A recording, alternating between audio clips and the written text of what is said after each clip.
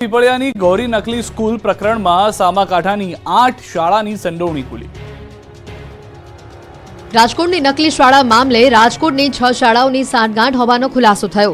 શિક્ષણ વિભાગની તપાસમાં ચોંકાવનારા ખુલાસા થયા। રાજકોટની 8 શાળામાં બાળકોના એડમિશન બોલતા હતા અને વિદ્યાર્થીઓ ગૌરી સ્કૂલમાં અભ્યાસ કરતા હતા।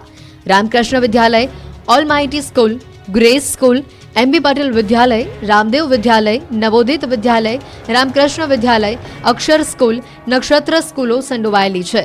આ સ્કૂલો સામે ટૂંક સમયમાં પોલીસ ફરિયાદ નોંધાવવાની કાર્યવાહી હાથ ધરાશે। તો બીજી તરફ રાજકોટના માલિયાસણ પાસે આવેલી પીપળિયાની નકલી ગૌરી પ્રાઇમરી સ્કૂલમાં ભણતા 35 વિદ્યાર્થીને સરકારી શાળામાં શિફ્ટ કરી દેવામાં આવ્યા। 24 વિદ્યાર્થીને પીપળિયા ગામ નજીક આવેલી જુદી જુદી સરકારી શાળામાં પ્રવેશ આપવામાં આવ્યો છે, જ્યારે 11 બાળકોને આંગણવાડીમાં એડમિશન આપવામાં આવ્યું છે। તો 6 વર્ષથી પીપળિયામાં નકલી સ્કૂલ ચલાવતા તિવારી દંપતી હાલ ગામમાંથી સામાન લઈને ભાગી ગયા છે। આ દંપતી પોતાના વતન મધ્યપ્રદેશ જતા રહ્યા હોવાનું ગામમાં ચર્ચાઈ રહ્યું છે। ઠાકોરની કેળાના ફળથી તુલા કરાઈ। બનાસકાંઠામાં નવનિયુક્ત કોંગ્રેસ સાંસદ ગેનીબેન ઠાકોરનો સત્કાર સમારોહ યોજાયો। ગેનીબેન ઠાકોરની કેળાની તુલા કરાઈ। કોંગ્રેસના નેતાઓને તુલાયેલા કેળા ગાયોને ખવડાવવામાં આવ્યા। પાલનપુરના કાનુભાઈ મહેતા હોલ ખાતે યોજાયેલા સમારંભમાં એઆઈસીસીના પ્રભારી અને સાંસદ મુકુલ વાસનિક, પ્રદેશ પ્રમુખ શક્તિસિંહ ગોહિલ, વિપક્ષ નેતા અમિત ચાવડા સહિત કોંગ્રેસના દિગ્ગજ નેતાઓ ઉપસ્થિત રહ્યા। બીજી તરફ આગામી સ્થાનિક સ્વરાજ્યની ચૂંટણીને લઈને ગુજરાત કોંગ્રેસે તૈયારી શરૂ કરી। ગુજરાત કોંગ્રેસના સંગઠન પ્રભારી મુકુલ વાસનિક 3 દિવસના ગુજરાતના પ્રવાસે છે। વાસનિક 4 જિલ્લાની કોંગ્રેસ સમિતિની કારોબારી સાથે બેઠક કરશે। 11 તારીખે ગાંધીધામમાં કચ્છ જિલ્લા કોંગ્રેસ સમિતિની કારોબારી બેઠક યોજાશે। સાંજે મોરબીમાં જિલ્લા કોંગ્રેસ સમિતિની કારોબારી બેઠક યોજાશે। 12 તારીખે સુરેન્દ્રનગરમાં જિલ્લા કોંગ્રેસ સમિતિની કારોબારી બેઠક મળશે અને સાંજે અમદાવાદમાં જિલ્લા કોંગ્રેસ સમિતિની કારોબારી બેઠક મળવાની છે। ગીર સોમનાથમાં ગૌચરની જમીનમાંથી દબાણ હટાવવા કલેક્ટરની ગાંધીગીરી।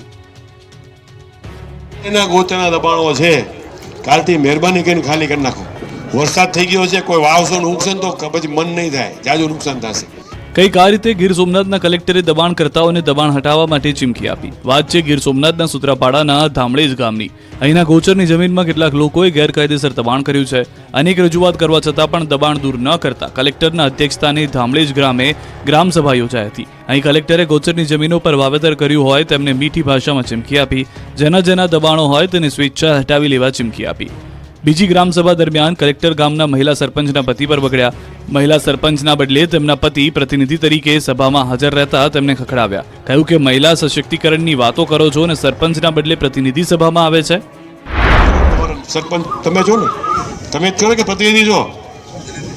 એવું ન હાલે, પ્રતિનિધિની વાત ખોટી ભાઈ। રોડને કોંગ્રેસ મેદાને જાતે રોડ રિપેર કર્યા।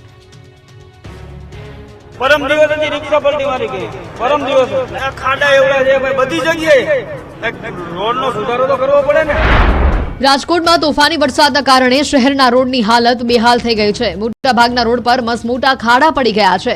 રોડ પર કાદવ અને કિચડનું સામ્રાજ્ય છે। લોકો પાણીમાંથી પસાર થવા મજબૂર બન્યા છે। તગડા ટેક્સના રૂપિયા ઉઘરાવતા અધિકારીઓ તંત્રને આ બિસ્માર રોડ કેમ નથી દેખાતા? ત્યારે अपना हाथ जगन्नाथ आम समझीने रोड मुद्दे कांग्रेस मैदाने आवी। राजकोटना बिस्मार रोड मुद्दे कांग्रेसे तंत्रनी आंख खोलवा माटे जाते ज रोडमां पुराण कर्युं। कांग्रेसना पूर्व कोर्पोरेटर सहितना आगेवानो कोठारिया रोड पर रिद्धी सिद्धि नाळा पासे पहोंच्या हता अने बिस्मार रोड ईजा पामेला लोकोना पोस्टर लगाव्या। पोताना खर्चे माटी मंगावीने आ रસ્તાઓને રિપેર કર્યા। कांग्रेसना पूर्व कोर्पोरेटर सहितना आगेवानोए हाथमां पावड़ा अने तगारा लईने रસ્તાને રિપેર કર્યા। વરસાદ ઇંચમાં નહીં ફૂટમાં પડશે। વરસાદની બ્રેક થઈ જશે ફેલ, હવામાન વિભાગની ખાતક આગાહી।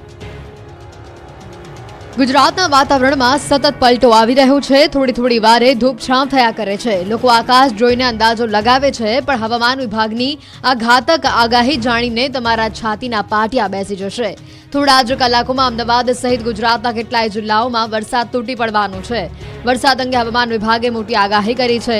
આગામી 7 દિવસ સુધી વરસાદ બ્રેક નહીં મારે। સૌરાષ્ટ્ર, કચ્છ, દક્ષિણ ગુજરાતમાં અતિ ભારે વરસાદની સંભાવના છે। સુરત, નવસારી, આણંદ, વલસાડમાં તોફાની વરસાદ પડશે। 16 જુલાઈ સુધી ગુજરાતના કેટલાય ભાગોમાં ભારેથી અતિ ભારે વરસાદની પ્રબળ શક્યતા છે। હવામાન વિભાગના કહેવા પ્રમાણે અત્યાર સુધી સરેરાશ કરતા 1% વધુ વરસાદ થયો છે। गुजरात रीजन में वेरी हेवी रेनफॉल होने का चांसेस है। वलसाड, नवसारी, तापी, डांग, सूरत, भरूच, खेड़ा, आनंद, अहमदाबाद। और जो सौराष्ट्र कच्छ में आपका वेरी हैवी रेनफॉल होने का चांसेस है, वो सारे डिस्ट्रिक्ट में होगा एक्सेप्ट कच्छ को छोड़ के देवान में। ની પ્રગતિ સાથે અમદાવાદ જિલ્લામાં ડાંગરનું વાવેતર જોશમાં, ખેડૂતો રોપણીને કામે લાગ્યા. રાજ્યમાં ચોમાસુ પ્રગતિ પર છે. સારા વરસાદની શરૂઆત થતા ખેડૂતોમાં આનંદની લાગણી છવાઈ ગઈ છે. ત્યારે અમદાવાદના ગામડાઓમાં વાવણીનો ધમધમાટ શરૂ થઈ ગયો છે. ખેડૂતોએ વાવેતરની શરૂઆત કરી દીધી છે. ત્યારે ડાંગર પકવતા ખેડૂતોએ પણ વાવેતર શરૂ કર્યું. અમદાવાદ જિલ્લાના ખેડૂતોએ ડાંગરનું પુષ્કળ પ્રમાણમાં વાવેતર કર્યું છે. સાણંદ, વિરમગામ, ધોળકા અને દસક્રોઈ તાલુકાના ખેડૂતોએ વરસાદ બાદ ડાંગરની ખેતી કરી છે. અમદાવાદ જિલ્લાના 90% ખેડૂતો ડાંગરની ખેતી કરે છે. હવે બીજા રાઉન્ડમાં સારો વરસાદ થાય તેની આશા તેઓ સેવી રહ્યા છે. જો કે હાલ સિંચાઈ અને બોરવેલ સુવિધાવાળા ખેડૂતો પ્રથમ વરસાદ બાદ વાવેતર શરૂ કર્યું છે, જેમાં 15 થી 20% જ ખેડૂતોએ વાવેતરની શરૂઆત કરી, જ્યારે મોટાભાગના ખેડૂતો હવામાન વિભાગે કરેલી આગાહી અનુસાર વરસાદની આશાએ વાવેતર કરવા માટે બેઠા છે. ગત વર્ષ કરતા આ વર્ષે બિયારણ, ખાતર, ખેડામણ, દવા સહિતની સામગ્રી પણ 15 થી 20% મોંઘી થઈ છે.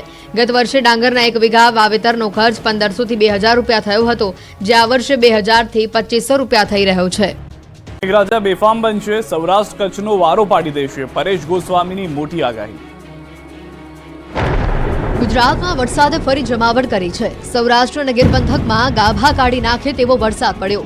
હવામાન વિભાગે તો 7 દિવસ સાર્વત્રિક વરસાદની આગાહી કરી છે, અને એમાં પણ 2 દિવસ તો મેઘરાજા બેફામ બનીને ત્રાટકશે. તોફાની વરસાદની આગાહી હવામાન નિષ્ણાંત પરેશ ગોસ્વામીએ કરી છે. પરેશ ગોસ્વામીના મતે આગામી 2 દિવસ સુધી તોડી નાખે તેવો વરસાદ પડશે. 1-2 ઇંચ નહીં, પરંતુ 8-8 ઇંચ સુધીનો વરસાદ ખાબકશે.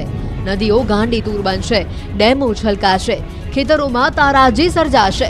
ખાસ કરીને ફરી એકવાર સૌરાષ્ટ્રનો વારો કાઢી નાખશે આ વરસાદ. સૌરાષ્ટ્રના મોટાભાગના વિસ્તારોમાં ભારેથી અતિભારે વરસાદ પડશે.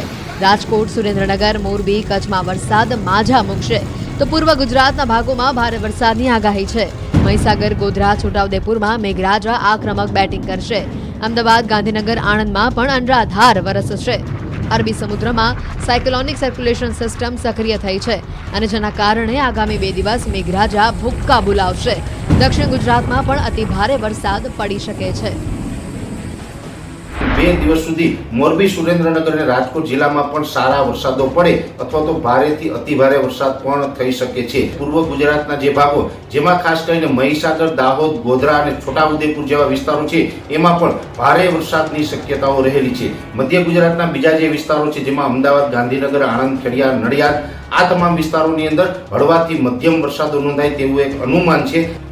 દ્વારકા પંથકમાં મેઘાએ કરી દેવાવાળી, નદીઓ બે કાંઠે, ખેતરો જળથી તરબતર. દ્વારકા પંથક પર સતત બીજા દિવસે મેઘરાજા મહેરબાન થયા. વરસાદે અહીંયા ફરી એકવાર તોફાની સ્વરૂપ બતાવતા દ્વારકાના ગામડાઓની નદીઓ ગાંડી તૂર બની ગઈ છે. દ્વારકાના ભાણવડ, કાટકોલા આ સહિતના ગામડાઓમાં અનરાધાર વરસાદ પડતા નદીઓ બે કાંઠે વહી, ખેતરો પાણીથી લથબથ થઈ ગયા. તો ધસમસતા પાણીના પ્રવાહના આ દ્રશ્યો છે દ્વારકાના લાલુકા ગામે મેઘરાજાએ તોફાની બેટિંગ કરતા ગામમાં જળબંબાકારની સ્થિતિનું નિર્માણ થયું છે.